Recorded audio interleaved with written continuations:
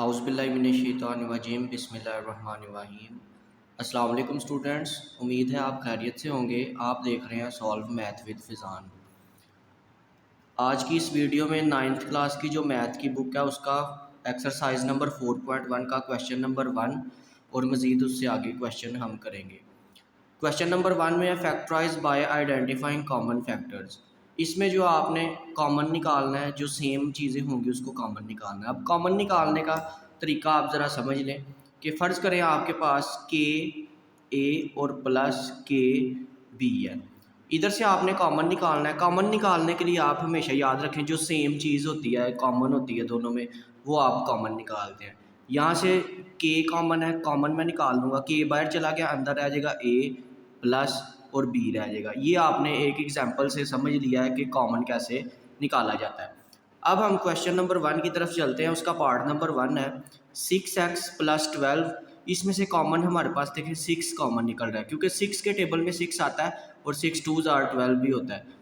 6 common हम निकालेंगे तो अंदर हमारे पास क्या बच जाएगा जी, x + 2 रह जाएगा हमारे पास। ठीक है, यानी कि 6x + 6 × x + 2 रह जाएगा। अब इसका पार्ट नंबर 2 है कि 15y² + 20y। यहाँ से अब हम अगर 5y कॉमन निकाल लें, क्योंकि 5 3s are जो है वो हमारे पास 15 होता है और 5 4s are वो हमारे पास क्या होता है 20 होता है, और y दोनों में y भी कॉमन आ जाएगा। तो 5y मैंने कॉमन निकाला, 5 3s are 15 हो जाएगा और ये 2y है। y का स्क्वायर का मतलब है ये 2y है, तो एक y मैं बाहर निकाल लूँगा, प्लस 5 4s are 20 होता है और एक y बाहर चला जाएगा। इसी तरह इसका क्वेश्चन नंबर 3 है। क्वेश्चन नंबर 3 में देखिए, अगर -12x² - 3x, इसके साथ आप ज़रा इंपॉर्टेंट लिख लीजिएगा क्योंकि ज़रा कम्प्लेक्स क्वेश्चन है, पेपर में आने के चांस ज़्यादा है। अब यहाँ पे देखिए माइनस यहाँ पे भी है और इसके साथ भी माइनस है, तो अब मैं इन दोनों में से माइनस कॉमन निकाल लेता हूँ। ये मैंने माइनस निकाल लिया। अब वो नंबर देखें, ऐसा टेबल जिसमें 3 भी आता हो और 12 भी आता हो, देखा जाए तो वो 3 का ही टेबल है, तो यहाँ से मैं 3 कॉमन निकाल लेता हूँ। अब यहाँ पे x² है और यहाँ पे x है, इस दोनों में से मैं x कॉमन निकाल लेता हूँ। तो अब मेरे पास क्या हो जाएगा जी, माइनस ये बाहर चला गया, 3 4s are 12 आ जाएगा। x कॉमन निकाला, एक x बाहर गया, दूसरा x जो है वो यहाँ पे आ जाएगा। माइनस यहाँ से बाहर चला गया तो अंदर वाली क्या हो जाएगी, पॉजिटिव हो जाएगी। 3 भी बाहर चला गया और x भी बाहर चला गया, तो मेरे पास यहाँ पे क्या आ जाएगा जी, 1 आ जाएगा। अब नंबर 4 है। नंबर 4 में अगर आप देखें 4a² b + 8ab²। अब यहाँ से 4 अगर मैं कॉमन निकालता हूँ और सबसे a² इधर है और यहाँ पे क्या है जी, हमारे पास a है। a² और a दोनों में से a कॉमन निकाल लेते हैं, स्मॉलेस्ट वैल्यू, और यहाँ पे b है और यहाँ पे क्या है जी, हमारे पास b² है। इन दोनों में से मैं क्या करता हूँ जी, b कॉमन निकाल लेता हूँ। अब मैंने क्या किया, b कॉमन, 4ab कॉमन निकाल लिया। जब मैंने इसमें से ये कॉमन निकाला है तो मेरे पास क्या बच जाएगा जी, अंदर रह जाएगा जी 4 तो बाहर आ गया, ये a² यानी कि 2a थे। अगर आप देखें इसको 2a थे तो एक a बाहर चला गया और दूसरा a अंदर आ जाएगा, b जो है वो बाहर चला गया, प्लस अब यहाँ पे क्या है जी, 4 2s are 8 हो जाएगा, a भी बाहर चला गया और b मेरे पास क्या आ जाएगा, अंदर रह जाएगा। ये 2b थे ना, b², एक b बाहर चला गया और दूसरा b ये अंदर आ जाएगा। अब नंबर 5 वाला क्वेश्चन है हमारे पास xy - 3x² + 2x। यहाँ से अगर मैं देखूँ तो यहाँ पे भी x मेरे पास मौजूद है, इधर भी x मौजूद है और इधर भी x है। उसके अलावा कोई चीज़ कॉमन नहीं निकल सकती। यहाँ से कॉमन वही निकालेंगे जो तीनों टर्म्स में मौजूद हो।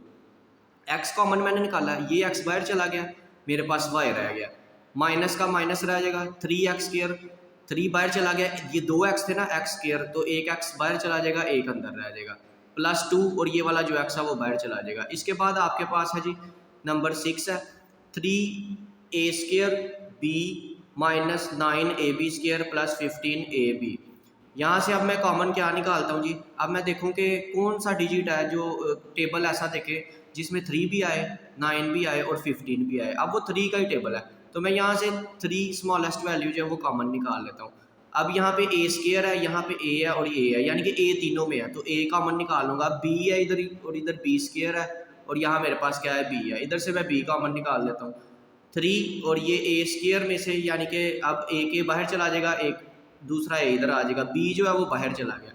अब इसके बाद आप देखें माइनस एज इट इज़ आ जाएगा, 3 3s are 9 होता है, a बाहर चला जाएगा, b एक बाहर चला जाएगा, एक b जो है वो अंदर आ जाएगा, प्लस 3 5 और 15 होता है और ए बी जो है वो बाहर चला जाएगा। ये था हमारा क्वेश्चन नंबर 1। अब हमारे पास क्वेश्चन नंबर 2 है। क्वेश्चन नंबर 2 में देखें अगर आप यहाँ पे क्या है जी, इसको आपने क्या करना है जी, फैक्टराइज करना है। यहाँ पे देखें पहले फैक्टराइज करना है। फैक्टराइज में पहला क्वेश्चन है 5x प्लस 15। 5x प्लस 15 है आपके पास, 5x प्लस 15 है अगर हमारे पास, तो इधर से देखें कॉमन क्या निकलेगा हमारे पास। 5 अगर मैं कॉमन निकाल लेता हूँ तो यहाँ पे x आ जाएगा प्लस एज इट इज़ आ जाएगा, और आपको पता है 5 3 और 15 होता है, तो यहाँ पे मैं क्या करूँगा 3 लगा दूंगा। अब क्वेश्चन नंबर 2 का जो पार्ट नंबर 2 है उसका सोल्यूशन करने लगे हैं। X square plus 4x plus 3। अब इसके आपने क्या करना है जी, अगर आप ऊपर देखें यहाँ पे क्या लिखा हुआ जी, फैक्टराइज, फैक्टर बनाने हैं। फैक्टर कैसे बनाए जाते हैं, अगर आप इस मेथड को समझ लेते हैं तो इसको क्वेश्चन को सॉल्व करना बड़ा इजी हो जाएगा। यहाँ पे हमारे पास देखें क्या है, 3 है और एक्स स्क्वायर का कोफिशिएंट 1 है। कोफिशिएंट जो उसके साथ होता है, इस एक्स स्क्वायर के साथ कुछ नहीं है, तो यहाँ पे हमारे पास क्या आ जाएगा, 1 आ जाएगा। अब x का देख लें, फर्ज करें कोफिशिएंट पहले समझ लेते हैं। अब x का कोफिशिएंट देखें यहाँ पे क्या है जी, 4 है। इसी तरह एक्स स्क्वायर का 1 है। अब ये जो 3 है उसको 1 से मल्टीप्लाई करूँ, मेरे पास 3 आता है। आपने कोई 2 ऐसे डिजिट नंबर ढूंढने हैं जिनको मल्टीप्लाई करें तो 3 आए और ऐड करें तो 4 आए। अब समझ आ गई होगी आपको, उम्मीद है। अब नेक्स्ट स्टेप देखते हैं। वो आपके पास ये 2 ही नंबर है, एक 3 आ जाएगा और एक 1 आ जाएगा। 3 को 1 से मैं मल्टीप्लाई करूंगा, मेरे पास 3 आ जाएगा, और 3 में 1 ऐड करूंगा 4 आ जाएगा। तो मैं लिख लेता हूँ x square plus 3x plus x plus 3। अब अगर आप देखें तो इन दो में से ये जो नज़र आ रहे हैं आपको एक्स स्क्वायर प्लस 3x, इसमें से अगर आप कॉमन निकालें, इसमें से x कॉमन निकलता है, तो मैं इन दो में से x कॉमन निकाल लेता हूँ। मेरे पास क्या बच जाएगा जी, x इंटू एक्स प्लस 3।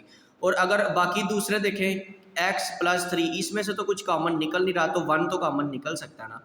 1 मैं कॉमन निकालूंगा, अंदर फिर बच जाएगा x प्लस और 3 आ जाएगा। अब अगर ब्रैकेट के अंदर वाला, ये जो 2 ब्रैकेट्स होंगी, इनके अंदर वाले जो डिजिट्स हैं ये सेम आ जाते हैं, नंबर सेम आ जाते हैं, तो आपने क्या करना है जी, आपको पता चल जाएगा कि ये जो आपने फैक्टर बनाए हैं ये बिल्कुल ठीक बनाए हैं। मैंने फैक्टर ठीक बनाए हैं, इस वजह से आंसर जो है सेम आ रहा है। अब x प्लस 3 एक दफ़ा ब्रैकेट वाला लिखूंगा और एक दफ़ा ब्रैकेट के बाहर वाला, x प्लस 1। नंबर 3 पार्ट है x square plus 6x plus 8, ये मैंने लिखा यहाँ पे। और उसके बाद अब यहाँ पे 8 है और इसके साथ कोफिशिएंट 1 है। 8 को 1 से मल्टीप्लाई किया 8 आता है। अब यानी कि कोई ऐसे डिजिट ढूंढने हैं आपने, डिजिट ऐसे ढूंढें कि जिनको मल्टीप्लाई किया जाए तो 8 आए और जिनको ऐड करें तो 6 आए। तो वो मेरे पास ये 2 नंबर है कि 2 को 4 से मल्टीप्लाई करूँगा मैं तो 8 आ जाएगा मेरे पास, और 2 में 4 ऐड करूँगा मेरे पास क्या आ जाएगा, 6 आ जाएगा। तो अब इन दोनों में से एक्स स्क्वायर प्लस 2x में से मैं कॉमन निकाल लेता हूँ x, और मेरे पास बच जाएगा x प्लस 2। अब प्लस है और ये 4 कॉमन निकालूंगा, x प्लस 2 इधर भी रह जाएगा, क्योंकि 4 2 जो है 4 को 2 से मल्टीप्लाई करेंगे वापस 8 आ जाएगा, और 4 को x से मल्टीप्लाई करेंगे तो 4x आ जाएगा। अब ब्रैकेट्स के अंदर वाला सेम है, तो अब एक दफ़ा ब्रैकेट वाला लिख लेता हूँ और एक दफ़ा ब्रैकेट के बाहर वाला। अब क्वेश्चन नंबर 4 है हमारे पास, इसको अब हम देखते हैं। X square plus 4x plus 4 इधर है और यहाँ पे एक्स स्क्वायर का कोफिशिएंट 1 है। 4 को 1 से मल्टीप्लाई किया जाए तो 4 ही आता है, यानी कि ऐसे डिजिट ढूंढने हैं जिनको मल्टीप्लाई किया जाए तो 4 आए और जिनको ऐड करें तो क्या आए जी, तब भी 4 आए। तो ये हमारे पास सोल्यूशन है।